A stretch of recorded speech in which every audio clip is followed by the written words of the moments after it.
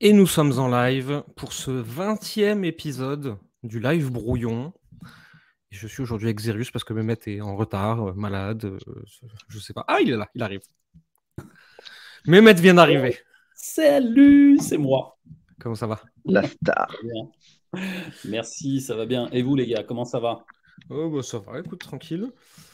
Je vais Ça va taguer les aussi. gens dans le groupe et je vous laisse meubler pendant ce temps parce qu'il n'y a pas de raison, hein.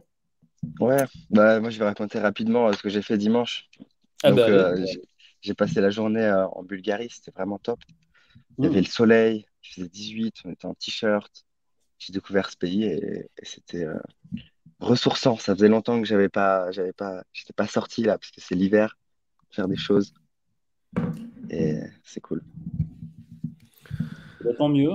Et moi, pareil, mais le soleil à Toulouse, il faisait à peu près 20 degrés l'après-midi. On a, comment dire, un mois de février plutôt estival. Voilà, on a meublé, je pense, avec la météo. Tu sais, Voilà. on appelle ça les éléments de langage de la vie courante. Tu sais, c'est des jeux, en fait. Salut, tu vas bien? Et du côté de chez toi, il fait quel temps? Putain, mais Et moi, je vous propose qu'on revienne à notre sujet de départ quand même.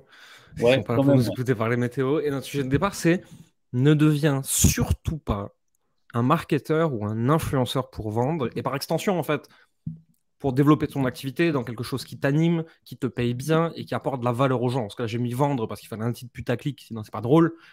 Mais le but de vendre, déjà, c'est pas vendre, c'est donner envie d'acheter. Mais en dehors de ça, c'est surtout développe ton activité, dégage des revenus confortables, soit en sécurité, soit libre financièrement, géographiquement, etc., et de ce que tu aimes faire, et apporte de la valeur aux gens. Et c'est ça qu'on popularise, et c'est ça qu'on va raconter aujourd'hui. Est-ce que ça vous inspire quelque chose, déjà, cette phrase ne devient surtout pas un marketeur ou un influenceur pour vendre? Alors moi, je peux dire tout de suite oui, sur l'aspect marketeur et influenceur, parce que influenceur, ça y est, je le suis devenu sur TikTok. C'était, comment dire, une vague de montée. C'est un peu l'ascenseur émotionnel, tu sais. Tu vis une espèce de montée comme ça en puissance où tu as une vidéo qui fait 1 million de vues, etc. C'est génial, ouais, super. Et après, en fait. Et sur TikTok, ça a été un exemple concret de ce que tu viens de dire là, c'est que j'ai fait 1 million de vues, j'ai explosé le compte à 33 000 followers en 3 mois de août à octobre dernier, et après, et so what? Et en fait, ça m'a, ok, donné de la visibilité, ok, donné de la notoriété, mais à côté de ça, en fait, je ne suis pas devenu influenceur pour autant et mon chiffre d'affaires et surtout les personnes que j'ai envie d'aider profondément, donc les entrepreneurs introvertis qui sont dans une phase de croissance et qui veulent structurer leur boîte, ben en fait, ils sont pas là-bas, quoi. Tu vois? Donc, si je devais juste me dire, je suis influenceur ou marketeur, parce que marketeur, je ne le suis pas non plus, je ne serais pas, en fait, je pense, au bon endroit dans ma zone d'excellence. Alors, ma zone d'excellence, elle est multiple parce que j'ai une facilité de prise de parole. Je suis quelqu'un qui a d'énormes facilités à parler en public, devant une caméra, enfin, devant des foules, etc. Et en fait, de cette force, bah, je l'utilise pour faire de la création de contenu, mais c'est pas pour autant que je suis un bon marketeur. Tu vois, ça fait des années qu'on travaille ensemble. C'est justement parce que cet aspect-là, c'est pas ma zone de génie. Ma zone de génie, elle est vraiment dans le fait d'accompagner les entrepreneurs justement à se débloquer là-dessus. Et j'ai mis beaucoup de temps à faire la différenciation et à comprendre ça. Parce qu'au départ, on te dit il faut faire du marketing, il faut faire des tunnels de vente, il faut faire du contenu, il faut faire du copywriting.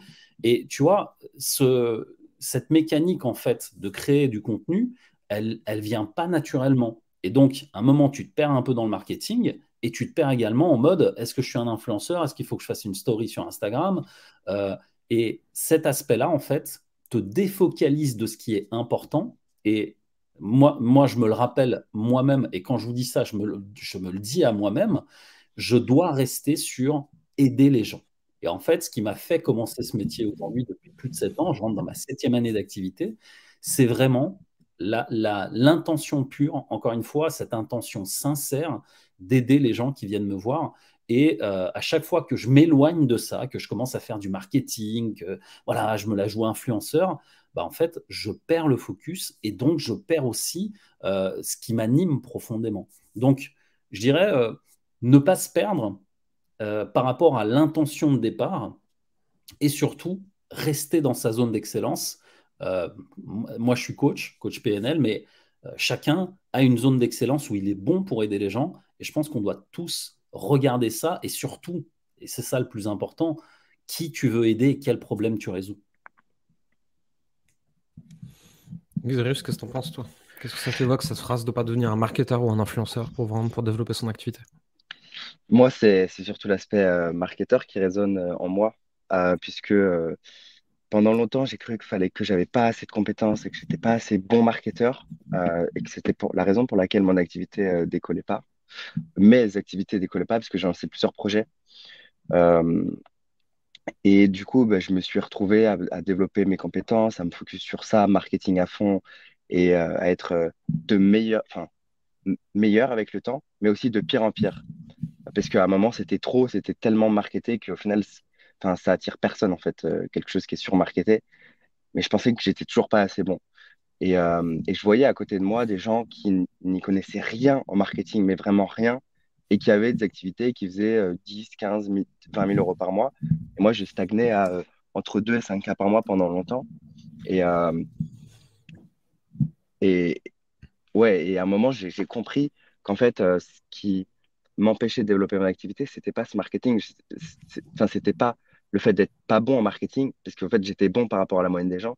C'était le fait d'être peut-être trop bon et de renier la partie de moi plus humaine, plus spontanée, plus connexion avec les gens, plus émotionnelle, parce que je m'étais caché derrière plein d'outils, plein de techniques, et c'était pas ça la clé. Et le jour où j'ai arrêté de, euh, de faire ça, en fait, et que je me suis reconnecté profondément aux gens qui me suivaient, aux humains, de cœur à cœur, d'émotion à émotion, et bien, toujours avec une stratégie, hein, mais une stratégie super simple, très facile à suivre. Et bien là, ça a marché. Et là, mon activité a vraiment commencé à décoller à partir de ce moment-là où j'ai laissé toutes ces techniques et toutes ces compétences que j'avais développées, quoi. C'est intéressant. Moi, ce que je vois là-dedans, il y a aussi le... En fait, il faut poursuivre sa passion. Sa passion, pas dans le sens...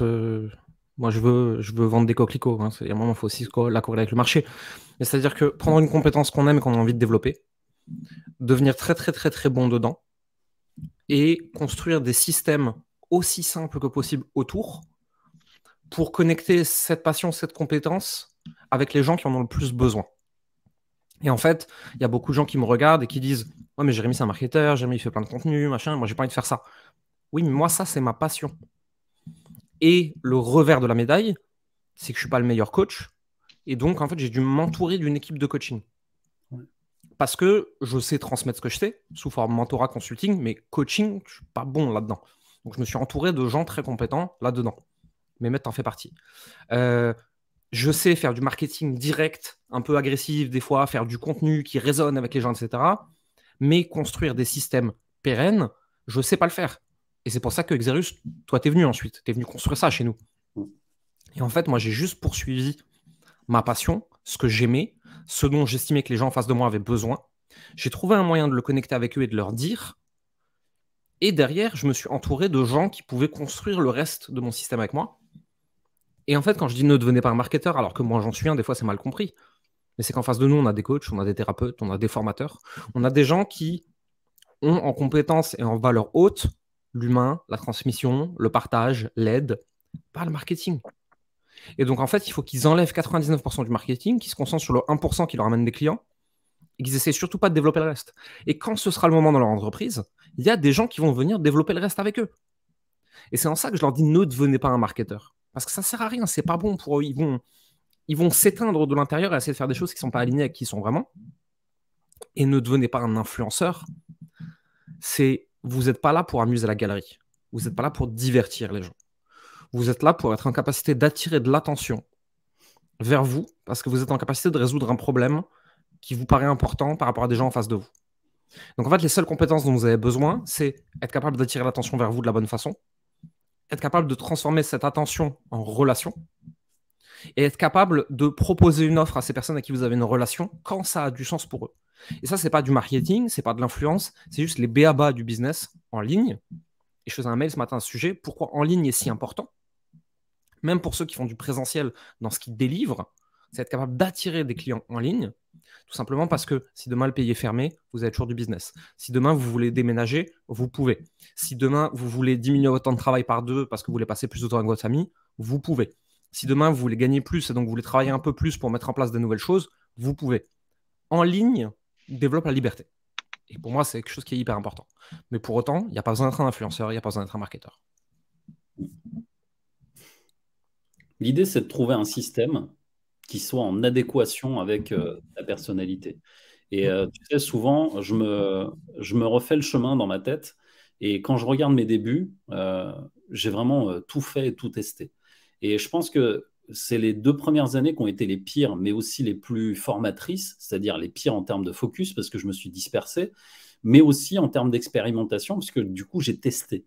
Et en fait, à force de tester, j'ai commencé à trouver justement ma zone d'excellence, là où je me sentais bien, en fait. C'était plus dans la vidéo, les podcasts, tu vois, faire des écrits. Et le temps de tester tout ça, en fait, ça te permet, si tu veux, de finalement de mettre en adéquation ce qu'il y a au niveau de ta zone de génie à toi, en relation avec l'outil qui va te permettre, c'est un peu le porte-voix qui va te permettre finalement de le faire connaître. Et, euh, et là où je me suis dispersé, c'est que j'ai pris beaucoup plus de canaux de communication alors que j'aurais dû en prendre qu'un seul. Et je pense que ça, c'est l'erreur principale que je vois encore aujourd'hui, puisque il y a encore des personnes qui me posent des questions là-dessus. Et ne pas se focaliser sur une seule chose, puisque tu l'as dit tout à l'heure, tu sais, il y a des gens, ils te voient partout, même plusieurs fois dans la journée sur le même canal. Enfin, il faut juste remettre les choses en perspective et ne pas comparer le chapitre 10 ou 12 de Jérémie avec ton chapitre numéro 1 où tu commences tout juste à faire les choses. Et ça, au départ, il n'y a pas d'autre mot, c'est un fantasme.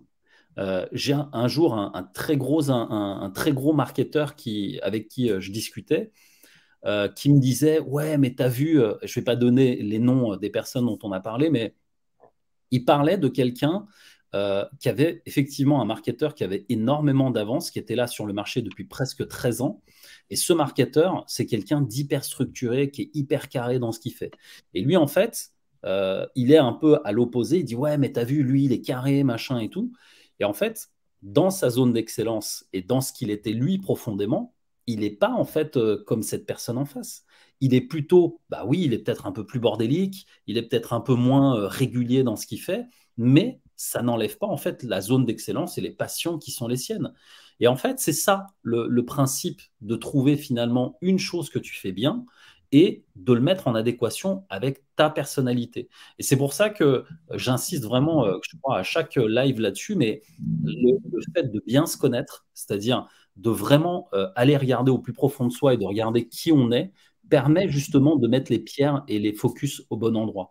Et d'arrêter de fantasmer sur un Jérémy qui va poster 15-10 fois dans la journée sur le même réseau, de voir un Xerius qui fait des tunnels de vente hyper précis, qui te rapporte des trucs de fou. Euh, Restez sur quelque chose de simple, d'unique, que vous savez bien faire et qui est en adéquation avec vous-même. C'est pour ça aussi qu'on a développé le One Place Funnel, la stratégie de la baignoire, la méthode 4C DNA. Pour ceux qui ne savent pas ce que c'est, je vais mettre le lien, comme ça vous pouvez y accéder. Et c'est tout simplement parce que, en gros, le principe fondateur de cette méthode, c'est qu'on prend 100% de l'audience aujourd'hui de gens prêts à acheter. Il y en a 3% qui veulent acheter tout de suite, à moins de 7 jours. Il y en a 15-20% qui n'achèteront jamais, et il y en a 80% qui achèteront dans les 3 à 18 voire 24 prochains mois. Et en fait, tout Internet se concentre sur les 3% prêts à acheter tout de suite, parce que c'est comme ça qu'on rentabilise plus vite de l'acquisition des trucs. Et le problème, c'est que pour avoir ces 3%, il faut être ultra fort en marketing, il faut être ultra fort en vente, il faut être ultra fort en contenu, il faut avoir des putains de systèmes. Et en fait, il y a tout Internet avec les plus gros marketeurs qui se battent pour ces 3%. Et ils ont plus de budget que toi, ils ont plus de compétences que toi, ils ont une plus grosse équipe que toi, ils ont plus d'entièreté que toi. Et en fait, tu te feras forcément bouffer par ces gens-là. C'est pas possible, tu peux pas gagner. Tu peux pas gagner le 100 mètres face à Usain Bolt, quoi. Et si tu arrêtes de te concentrer sur ces 3% et que tu lâches prise dessus, et que tu vas chercher les 80% qui vont acheter en 3 à 18 mois, et que tu apprends comment le faire, Déjà, tu nourris ta marque personnelle, tu la crames pas. En plus de ça, tu n'es plus en concurrence avec des gens beaucoup plus gros que toi. Tu n'es plus en concurrence avec personne d'ailleurs. Et attirer des clients devient beaucoup plus agréable, beaucoup plus facile. Et en fait, c'est un effet boule de neige. C'est-à-dire qu'au début, tu n'en auras que un, et puis ensuite deux, et puis ensuite 5, et puis ensuite 10, etc. Et ça se nourrit de plus en plus. Et c'est pour ça qu'on a développé cette stratégie, justement, pour permettre à nos clients, mais de manière générale à tous ceux qui nous suivent, de plus avoir à se battre sur un terrain où ils n'ont aucun avantage comparatif, concurrentiel. Et quand tu arrives à faire ça, tu peux retourner dans ta zone de génie, coacher, accompagner, transmettre, partager. Et à partir de là, en fait, tu n'as plus d'ennemis, tu n'as plus de concurrents, tu n'as plus de difficultés. Tu as juste à faire les bonnes choses qui ne sont pas si compliquées que ça pendant le bon temps. Et en fait, ça va faire un effet boule de neige et tu vas avoir des résultats. Et donc, il n'y a plus besoin d'être un marketeur, plus besoin d'être un influenceur, il n'y a plus besoin de se battre sur des terrains où tu ne peux pas gagner. En fait, c'est changer de terrain de jeu. Sortir du champ de bataille pour créer ton propre terrain de jeu où personne ne peut te battre. Ouais, si tu fais les bonnes choses pendant assez longtemps, c'est limite impossible que tu n'aies pas de résultat en fait. Ouais. C'est juste une question de tenir pendant le temps nécessaire euh, pour avoir des résultats. Et après, tu vois, les gens qui nous suivent, ils peuvent se dire, ouais, mais moi, ce que je veux justement, c'est influencer les gens, c'est transmettre. Donc, je suis en quelque sorte un influenceur. Mais en soi, oui et non. Enfin, en fait, il y a deux types d'influenceurs. Tu vois, il y a les influenceurs en mode je vends rien, je veux vraiment une géante audience et je veux juste les divertir, comme tu disais. Et il y a le type d'influenceur. Nous, là, on influence des gens, même si c'est pas des millions de personnes. En soi, juste partager ses idées, c'est être influenceur, puisqu'à partir du moment, pour moi, où tu influences une personne, tu entres dans la catégorie influenceur où tu communiques. Mais en soi, il ne faut pas confondre en termes d'identité l'objectif final d'un influenceur, genre sur les réseaux Insta, machin, avec le fait d'être un business owner qui veut influencer son audience et amener des ventes derrière, en fait. Mmh. C'est hyper intéressant ce que tu viens de dire parce qu'en fait, quand tu as dit ça, moi, ce qui m'a traversé, c'est différence entre influenceur et impacteur, c'est-à-dire impacter en fait les gens. Et je pense qu'il faut vraiment différencier le côté influenceur pour montrer en fait, tu sais, montrer ma vie, les coulisses de ma vie, etc., etc., plutôt que en fait de montrer, je dirais, l'envers du décor vis-à-vis d'un public ou d'une communauté qui te suit. Ok, ça peut être bien à certains égards, mais de l'autre côté, en fait, qu'est-ce qui va réellement rester dans la tête des gens? Tu vois, l'assiette du repas que tu as photographié sur Instagram, ou une pensée qui a fait naître des questions, ou une question qui a fait naître d'autres questions qui ont fait émerger des émotions. Et là, encore une fois, on va aller en fait dans la quête de soi et dans ce qu'on veut donner. Et le mot qui m'est venu quand tu as dit tout ça, en fait, c'est résonance.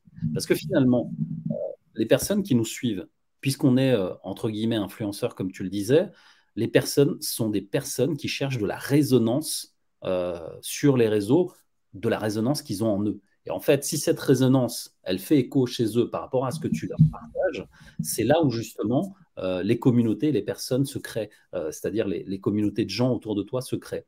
Et finalement, cette résonance, elle va s'appuyer encore une fois, tu sais, sur ta personnalité, ton identité, les valeurs, tes croyances à toi, tout ce que tu vas, en fait, tout ce qui va être, qui va faire l'ADN de ta personnalité et qui va être en résonance et avoir un certain type d'identification chez les personnes qui te suivent.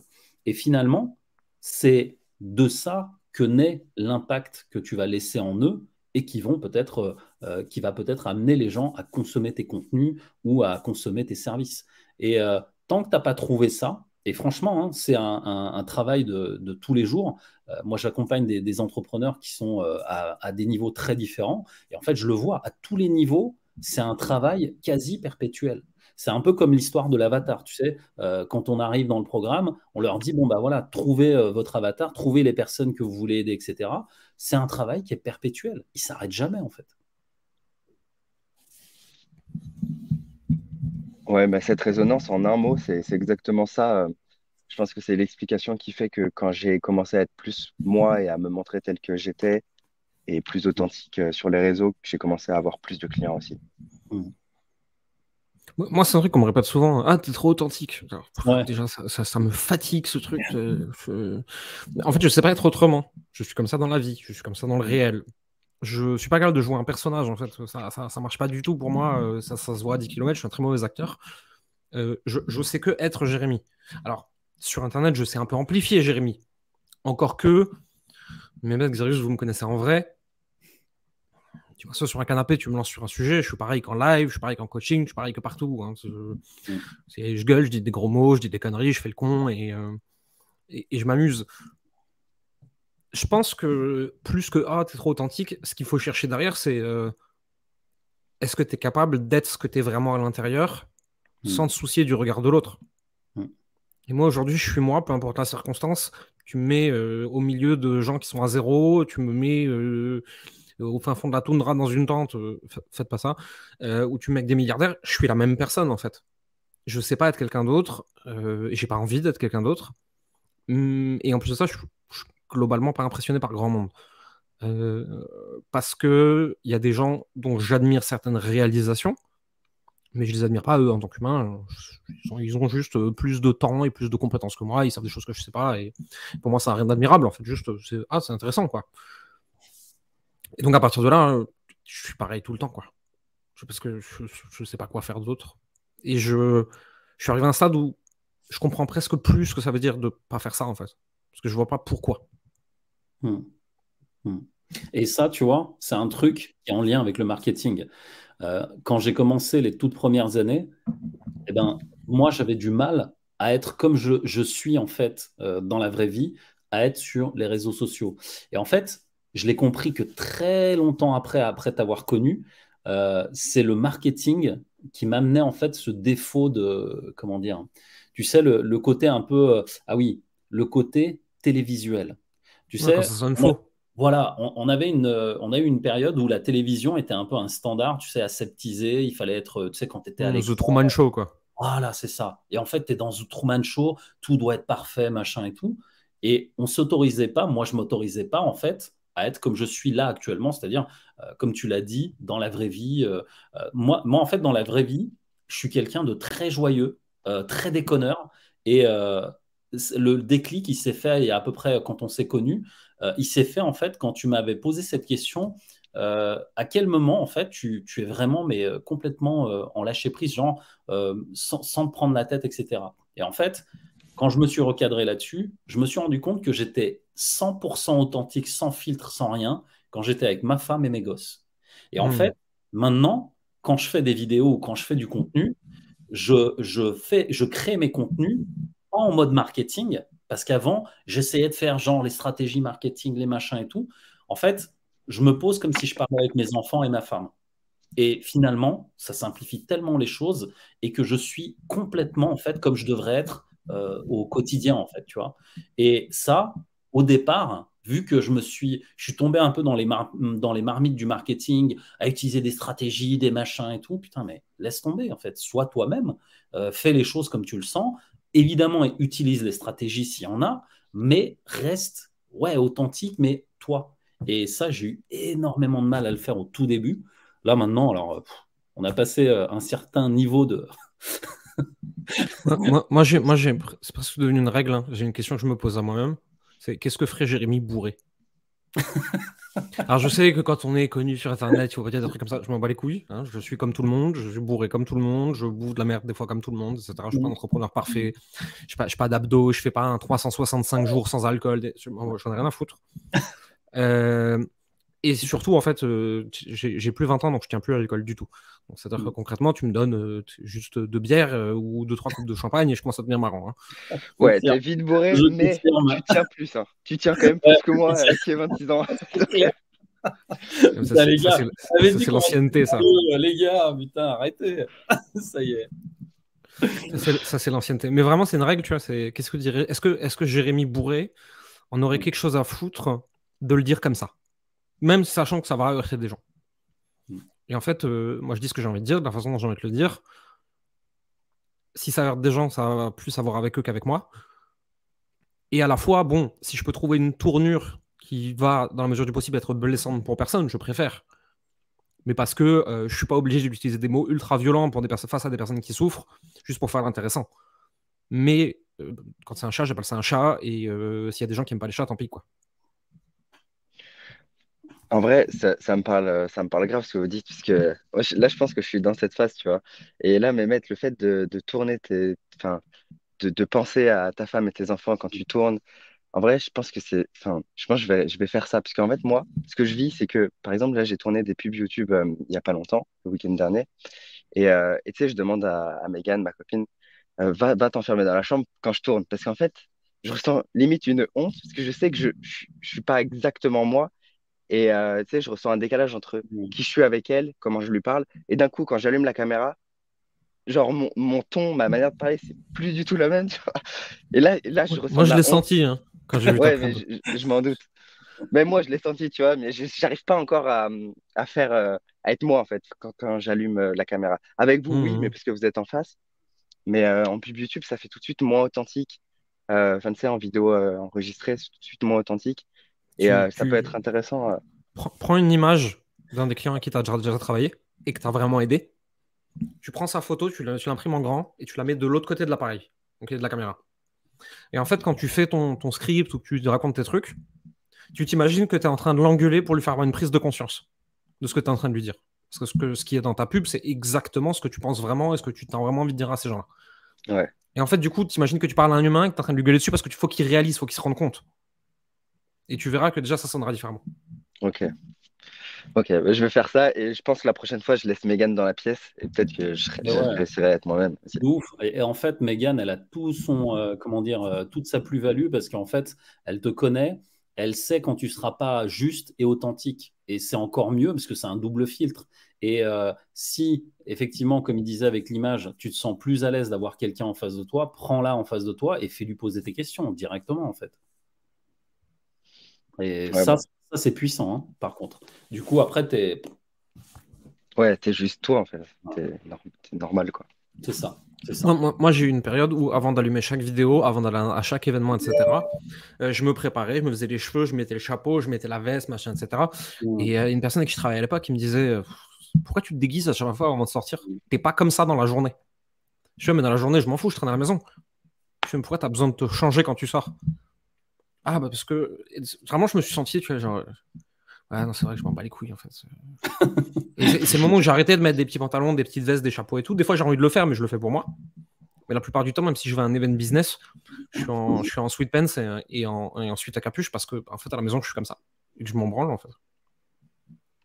Alors, moi, ça, je l'ai pas. En fait, je faisais ça pendant des années.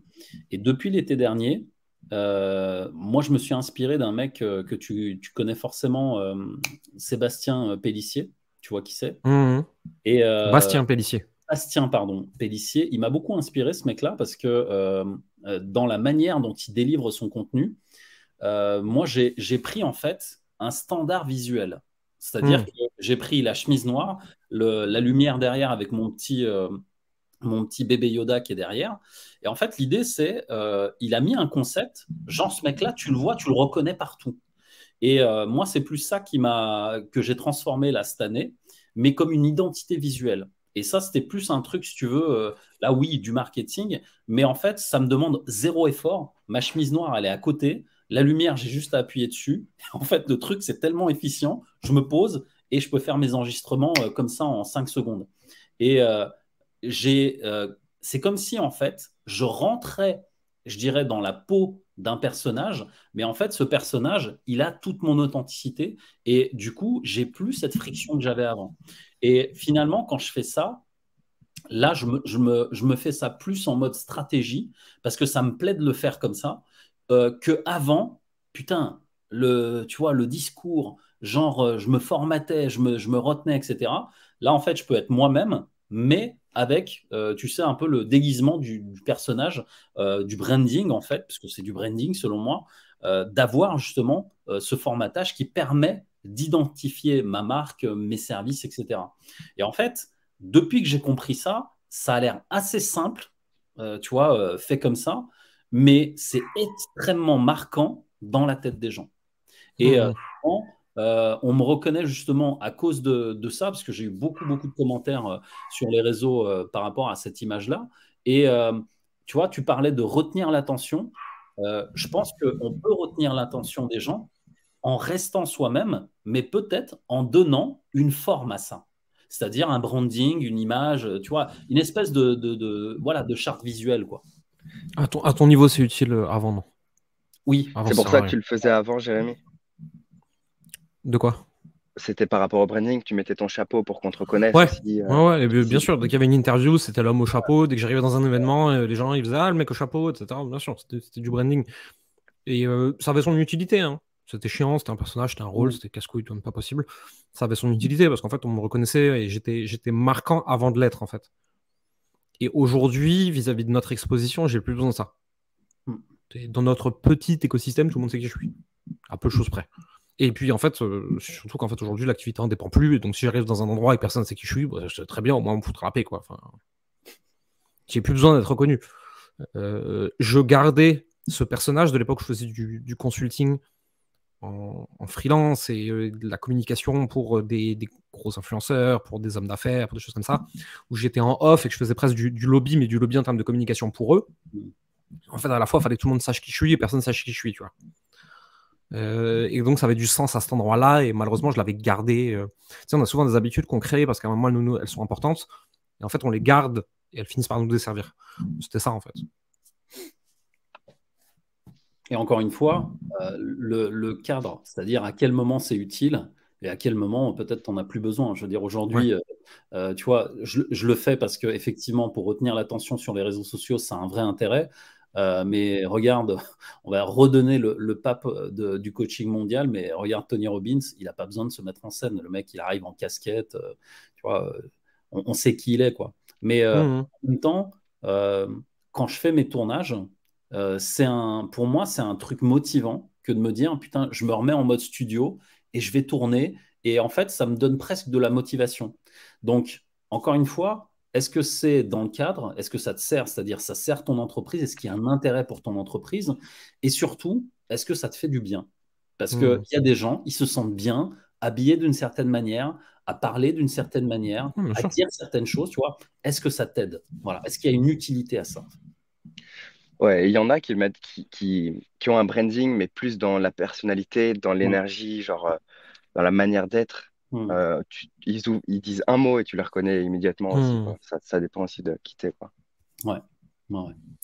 Est-ce que vous avez des questions, ceux qui sont là, qui sont en live, et d'ailleurs ceux qui regarderont le replay après coup, vous pourrez poser vos questions aussi. En général, on passe toujours sur le post, voir s'il y a eu des questions. On est encore ensemble 7-8 minutes. Bon, après, je dois filer, je dois aller voir des clients. Donc si vous avez des questions, c'est le moment. Si vous n'avez pas de questions, vous avez juste le droit d'écrire cochon d'Inde en commentaire. C'est bien aussi. On a l'habitude comme ça, on est entre nous. De toute façon, on diffuse ça en live plus que sur le groupe La Bande des Génies. Des fois, on met le replay sur YouTube, des fois pas. Mais de toute façon, maintenant, on diffuse plus qu'ici. C'est votre petit privilège à vous. On est entre nous, quoi. C'est la bande. Et si jamais on met celui-ci sur YouTube, ben, et si vous aimez et que vous voulez voir tous les lives, eh bien, allez sur le groupe La Bande des Génies, ça sera en description.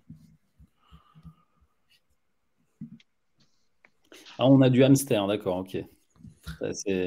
Alors, le hamster en termes de profil MBTI, c'est ENTP, hein, c'est debater, c'est oui mais non. Je suis pas d'accord, je vais faire autrement.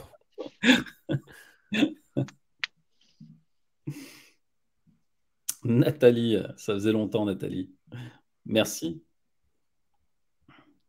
C'est qui qui a mis hamster? Moi, je vois Facebook user là. Mais même toi, t'es connecté? Pareil, non, j'ai pas regardé. Attends, j'ai pas regardé sur. Il faut que je regarde depuis mon téléphone. Dévoile-toi. Dévoile-toi. Qui es-tu? Donne-nous. Alors. Il y a du monde, hein? Il y a du monde, mine de rien. Nathalie, t'inquiète, on verra après de toute façon. Là, il y a une question. Est-ce qu'un funnel réel TT, c'est quoi? TikTok, je suppose? Un funnel réel TikTok, format long, groupe fait sens pour vous? Ouais, tu peux. C'est-à-dire d'avoir les réels et TikTok en acquisition pour faire du mass market. T'amènes sur du format long qui va faire ton intermédiaire, ton traffic, ton nurturing, et ensuite t'amener dans un groupe Facebook. Veille bien à récupérer les emails à un endroit, sinon c'est casse-gueule. Mais Euh, sinon, ouais. et pourquoi tu passes par 3 étapes? Parce que tu perds énormément de gens à ces steps. Je pense que le groupe peut remplacer le format long. Enfin, quand tu dis format long, c'est quoi? C'est vidéo YouTube longue, c'est podcast? Parce que sinon, moi, je le verrais pas comme ça, là, ton funnel. J'en connais qui font ça en fait. Sur ce genre de truc, mais c'est vrai que tu peux directement faire réel, TikTok, YouTube Shorts et directement vers un groupe. Hein. Moi j'ai un client qui l'a fait, qui fait que du format court, qui pointe vers un groupe. Dans le groupe, il fait son nurturing avec une stratégie type One Place Funnel dans son groupe, et derrière des appels, et il fait des ventes. Au dernier nouvelle, il était à 20K par mois, un truc comme ça, donc ça marche bien. Hein. Ouais, c'était YouTube, sérieux. Ok. Je pense que YouTube n'est pas vital à ce stade, en fait. C'est bien, ça marche, hein, ça fonctionne, mais Xerius, il a raison. En fait, tu vas perdre vachement de temps et de gens dans la transition. Alors que tu peux faire format court directement, squeeze page, donc une page de capture d'email qui pointe vers un groupe, c'est tout. En fait, tu fais un groupe funnel, mais avec du format court en acquisition au lieu de l'acquisition payante, quoi. Donc, c'est Chris Martins qui a posé cette question et le hamster, c'est Delphine Le Cric. J'étais si sûr. Delphine, c'est dit avec tout notre amour. Hein. Il n'y a aucun jugement là-dedans. C'est juste que les ENTP, on les spot à 10 km. Le NTP en profil MBTI, c'est le debater. C'est un extraverti intuitif, très pratico-pratique et souvent dans le contre. Et en fait, le NTP, ce qui est intéressant, c'est que dans un ENTP qui n'a pas tellement transcendé son identité, on va avoir des gens qui sont très chiants, qui sont jamais d'accord avec rien, des emmerdeurs. Et quand ils commencent à transcender ça, on a des gens qui arrivent toujours avec des idées qu'on n'a pas vues, avec du second order thinking, avec les conséquences indirectes, des gens qui sont capables de vraiment sortir out of the box, vraiment sortir du carcan et de dire non mais attends, ok, on a toujours fait comme ça, mais moi je suis pas d'accord, regardez, on pourrait faire ça. Et c'est des profils, quand ils transcendent un peu qui ils sont, qui sont extraordinaires, que ce soit en tant qu'entrepreneur ou au sein d'une entreprise. Alors il y a Nathalie Marco qui dit tu peux développer, Jérémy. Je sais pas quelle partie en fait. Développer quoi?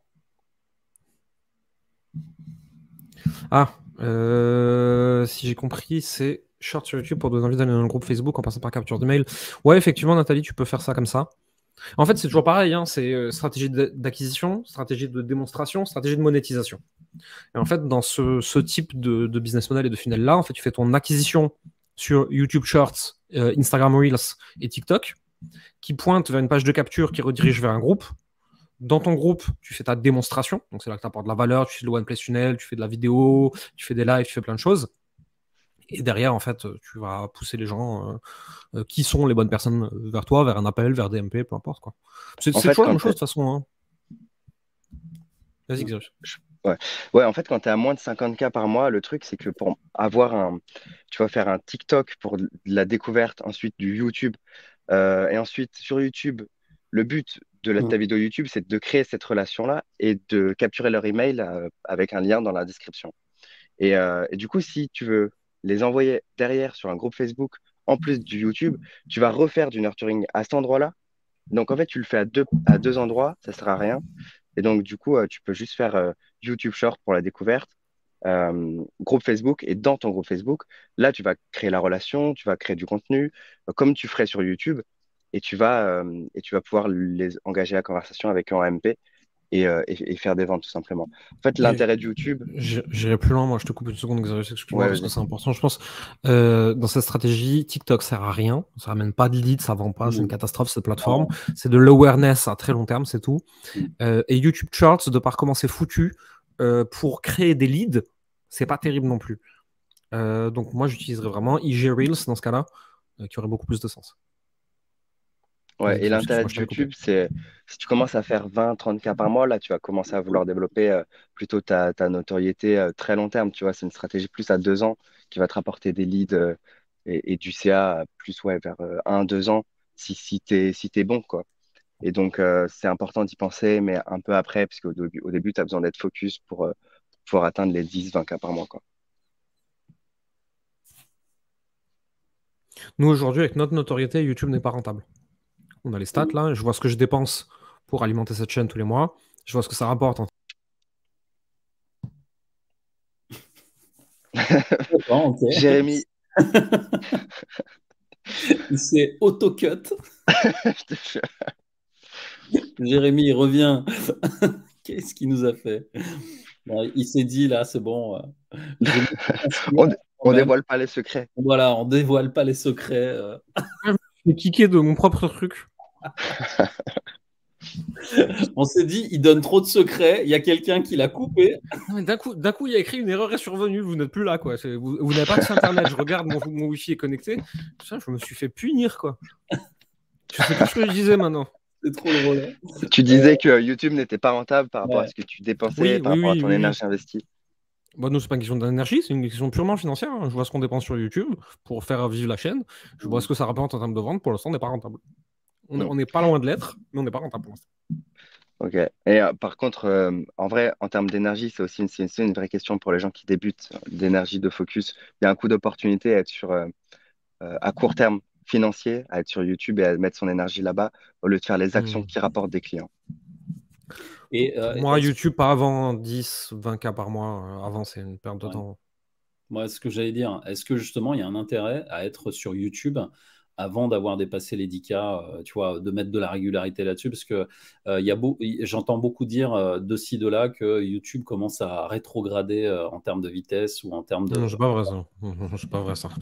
Non. C'est juste que ça se professionnalise énormément. Aujourd'hui, on voit des émissions sur YouTube qui sont montées avec les mêmes moyens que la télévision, et d'ailleurs qui sont produites par des équipes TV.